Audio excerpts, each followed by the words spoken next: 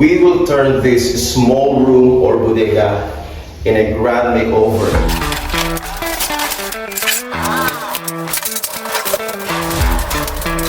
Gawin nating condotel or hotel or whatever you call this room. Wood glue na magsisilbing mixture natin na pambatak tong sa kisame. Hanggang sa mapuno, ulit-ulit ang gagawin natin. Walang katapusang hagod ng hagod. Okay, pagaganin natin at yan ang antabayan natin niya. Magkakaroon pa rin ng mga crack. So hanggat nagkakaroon ng mga imperfection, so mas maganda, alisin muna natin lahat ng sapot na to.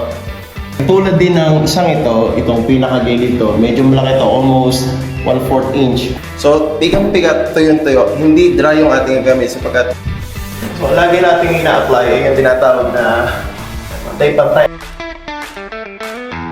I made a print like this. And the other face, itong kalahati ay magaspang. Isang metro. Magiging cabinet ito, closet or dresser. Ay snowman ngayon. At ako'y merong bakat dito.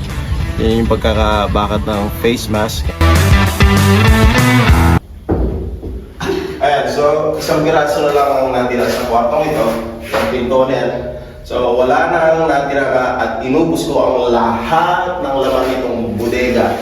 So kung madidinig nyo, it's echoing. The sound is echoing. Oh! Kasi nga, empty na ang room na to, yung bodega. At ang gagawin natin sa bodega na to ay we will turn this small room or bodega in a grand makeover. Gawin natin condotel or hotel or whatever you call this room. Okay? Pagaganin natin at yan ay antabayan natin niya. Ngayong araw ay ating sisimulan i-accomplish ang pambihirang pagkakataon na kung saan ang isang bodegang ito or storage room ay ating gagawing mala hotel or condotel. At ang una nating gagawin syempre ay aalisin natin lahat ng tambak o basura sa bodegang ito.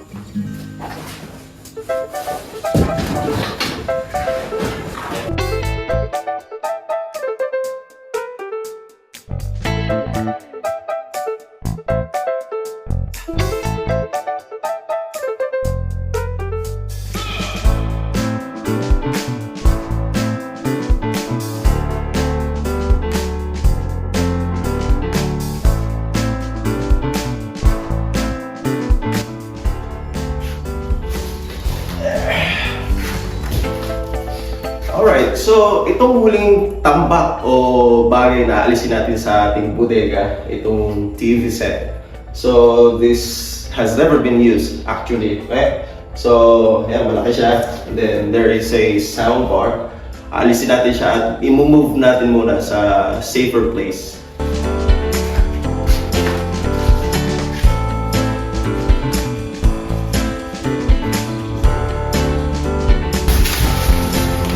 Okay.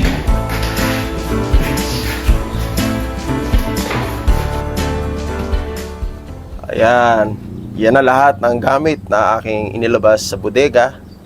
Kaya nang nakikita nyo, napakadami at di ko malaman kung ano gagawin ko dito. So ngayon, ang mga gamit na to, itatambak lang muna natin dito sa kubo at isosort natin itong mga bagay na to hanggang sa mapagdesisyon natin kung ano ang ating itatabi o kung tawagin ay i-retain sa ating mga gamit. So ang ginagawa natin sa ngayon ay magkaroon tayo ng tinatawag na mixture of chemicals na kung saan ay gagamitin natin na pambatak sa kisame. Sa pagitan ng mga kisame, itong dalawang tong gagamitin natin ay patching compound at gagamit tayo ng wood glue na magsisilbing mixture natin na pambatak tong sa kisame. Medyo okay na yung ating mixture at ito na yung gagamitin natin sa kisame. Papahid natin sa mga sugpungan ng mga pagitan. Okay. So yan, isa sa mga portion na ating babatakan ng kisame nito, yung mga sugpungan na yan o yung mga pinakadulo ng pader na kung saan may mga konting spaces. Okay? So lalagyan natin ng mixture nga na to, isisiksik natin doon hanggang sa mapuno. Ulit-ulit ang gagawin natin. Kumaga, layer by layer ang mangyayari dyan. Ganyan katiwara, ganyan katagal magbatak ng mga supong na ganyan. Sa matapos, mawala yung mga spaces.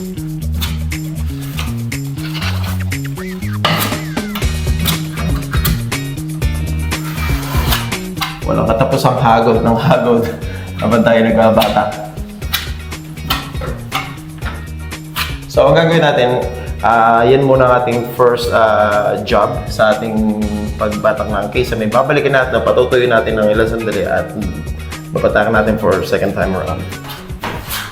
So, ito, ilang beses natin itong binatakan. Paulit-ulit, pero nagkakaroon pa rin ng mga crack. So, hanggat nagkakaroon ng mga imperfection, ang gagawin natin, paulit-ulit pa rin natin babatakan. Ayan, medyo, ilang batak ko na ba ito? Hindi ko matandaan. Yung mga pang-5. Ayan. So, malaman natin mamaya kung matutuyo na. Kung maganda na yung kalalabasan. So, mas maganda, alisin muna natin lahat ng sapot na to. Para sa gano'n, pagka nilihan natin itong binatakan natin, ay wala muna itong mga sagabal dahil gagamba. Yun, ganyan karami ang nalikhang mga sapot sa bodegang ito. Whoosh! Ano ba dapat kong gawin sa mga gagamba na ito? Unang tanong, dapat ba nating patayin ang gagamba o hayaan nating mabuhay? So ito ay nakatulong siguro sa tinatawag nating ecosystem. So sa pagkakataon ito, talagang papatayin mo natin sila. Okay, sa sandaling iyan, akin ang pinagpapatuloy o babatakan muli ang mga sugpungan at mga tornilyo sa kisame.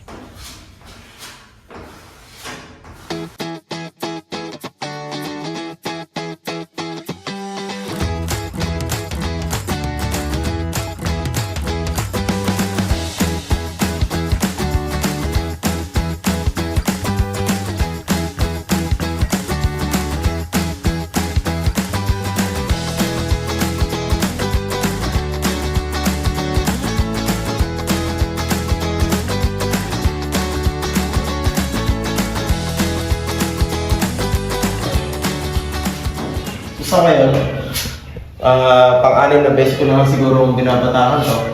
Kanina lang ang binatakan ko. Kaya pinabatakan ko lang paulit-ulit dahil nga medyo malalim yung pagkaagawa sa supungan ng kisame nito, itong bahagi na to. Medyo malalim yung side, kaya hindi balance. Kaya ang nangyayari, kumakapal yung isang bahagi ng kisame. Walang ating binabatakan. Oo nga naman, bakit nga kasi hindi pantay ang kisaming yan? Pero gagawin natin ang paraan. So yan, ganyan talaga ang pagbabatak. Paulit-ulit sapagkat may mga chance na talagang malalim. Hindi natin pwede biglayin sapagkat magkakaroon na tinatawag na crack. Malaking crack pagka binigla natin kaya dahan-dahan lang, unti-unti hanggang sa ito ay pumatag.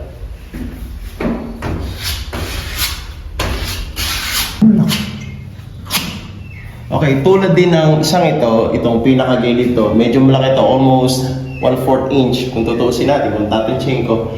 Malaki yung pagkaka-finish ng plywood na to, yung pagkakasugpong to. Kaya dahan-dahan ko rin nilalagyan, unti-unti, paulit-ulit, sa ganun ay makapasok yung substance o yung mixture dito sa pinaka-sugpong o sa pinaka-spaces ng ating binabata. So ngayon, kukuha tayo ng mga pwede nating gawing basahan na pamunas sa pader.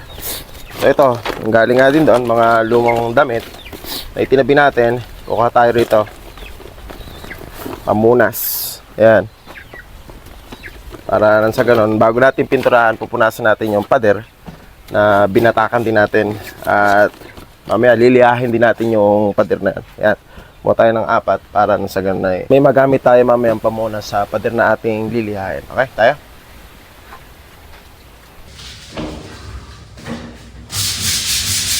Matapos ko ngang mabatakan ang mga tornilyo, mga sugpungan sa bawat kisame at pader, eto naman ako, liha to the max.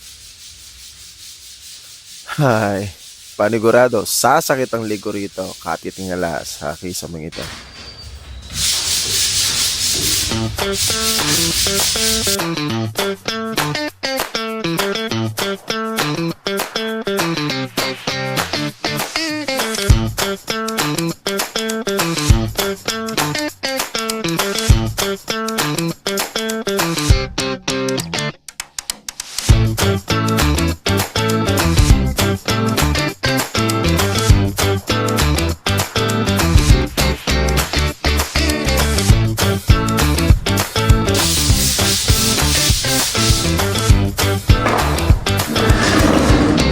Teka, parang may namumong problema.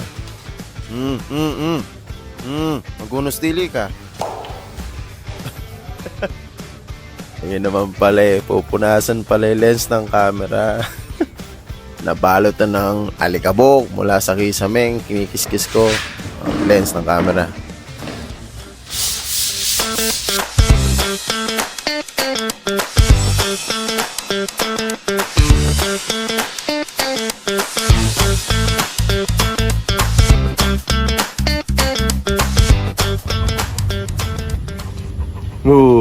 Okay. So, hindi ko kayo tinatakot. Nagpapahinga lang tayo sandali. At gaya ng nakikita nyo, ako ay snowman ngayon. At ako merong bakat dito. Yan yung pagkakabakat ng face mask. And then, tingnan nyo ang aking, ayan, balanggot kung gaano kadaming alikabok. Base sa aking gawain na ginawang pagkikiskis ng kisa. Okay. Mamaya, kiskisin naman natin ang pader.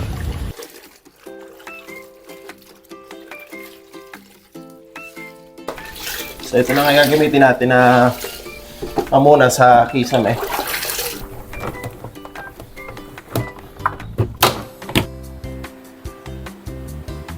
So ating goal lang naman ay para na sa ganun ay maging damp yung ating cloth para maging makapit na makapit. Yan. So pigang-pigat, tuyong-tuyo. Hindi dry yung ating gamit sapagkat para na sa ganun, pag pinunas natin dito sa kisame, kuha ko natin lahat ng alikabok na mula sa pinagkiskisan natin na liha. Okay nyo, pigang-piga. Yan ang best way para makuha natin mga alikabok sa ganitong mga gawain. Unahin natin sa gilid. Ayan, napaka-importante ng pantay-pantay na pagpupunas. O, see? Ganyan. Ganyan ang magiging resulta dahil sa damp cloth ang ginagamit natin. So, lagi natin ina-apply ay yung tinatawag na pantay-pantay na pumunas sa gano'n. Wala tayong makakaligtaan. Line by line.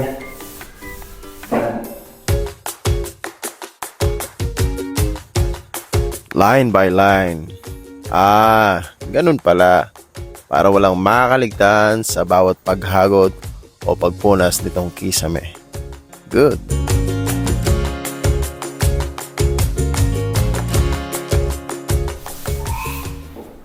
Okay, may papakita ko tinyo. Yan ang discarding ginawa ko. Kung hindi ko tiniklop, hindi magagamit lahat. Kung makita nyo, yan. Apat na side. Apat na tiklop ang ginawa ko. And then, ang hacks pa rito, bibiliin ko pa siya. Okay? Para magamit natin or ma-maximize natin lahat ng bahagi ng basahan. Yan.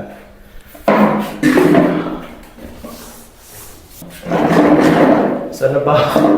Nakakalito rin, actually. Kung makita nyo, may mga guwit, no?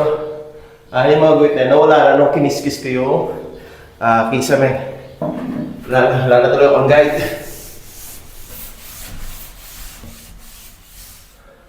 Okay. I made a print like this. So, yun ang nangyari sa ating pagpupunas. So, napaka-importante nito sapagkat para na sa ganon, ang pintura ay mag-adhere o kumapit na mabuti sa pipintura nating kisame. And we will apply the same technique na ginawa natin sa pader. Pagkatapos natin kiskise o lihain, pupunasan din natin yan. At ganun na ganun din ang gagawin natin sa ginawa natin sa kisame. Alright, matapos ang kisame, ngayon naman, pader ang ating kikiskisin at ating pupunasan pagkatapos nito.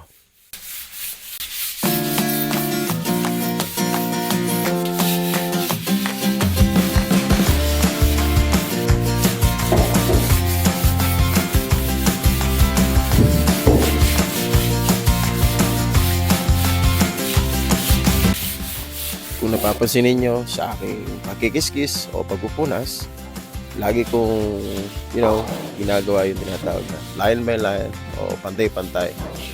Basically, ayokong may makaligtan ako sa aking ginagawa tulad nito.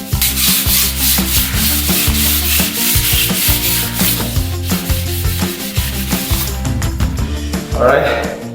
So, ayan. Sa ating face mask natin na makahinga ko. So, gaya ng ginawa natin sa Kisame. Ito rin ang ito is snowman again. This second time around. So, ayan, puting-puti. So, ang ginawa lang natin ay kinsis natin itong buong pader. Ayan o. When ginawa natin sa Kisame, ganun din. Baka very powdery ha. Napaka-powder. So, kung mapapansin ninyo, itong makinis ha. Itong kalahati ng pader na to. And the other face, itong kalahati ay magaspang.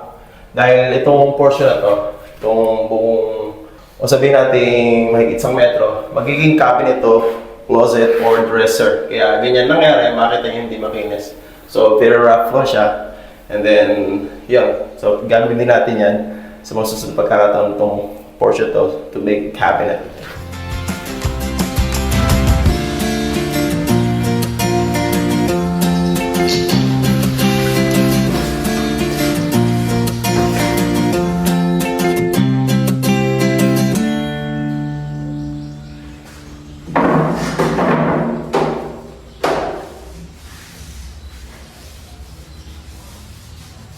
Eto na naman tayo. Punas. Pero huling punas na ito na ating ginagawa. Sapagkat pagkatapos niya ang pagpupunas na yan sa pader, dadako na tayo sa pagpipintura ng kisame at ng pader na iyan.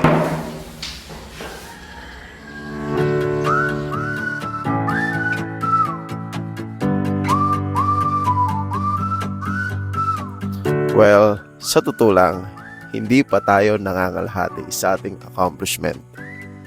Pero sa susunod na episode, asahan ninyo na makikita nyo ang mas malaking improvement o progress ng ating project na ito. At sa susunod ng episode, isasagawa natin ang paggawa ng cabinet, pag-install ng kortina, siyempre, pagpipintura, at kung ano-ano pa.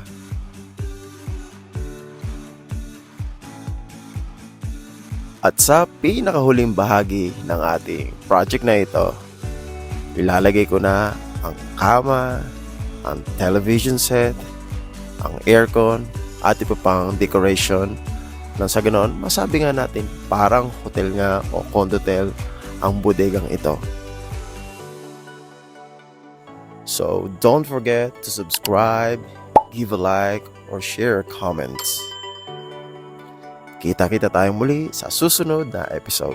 Paalam at salamat.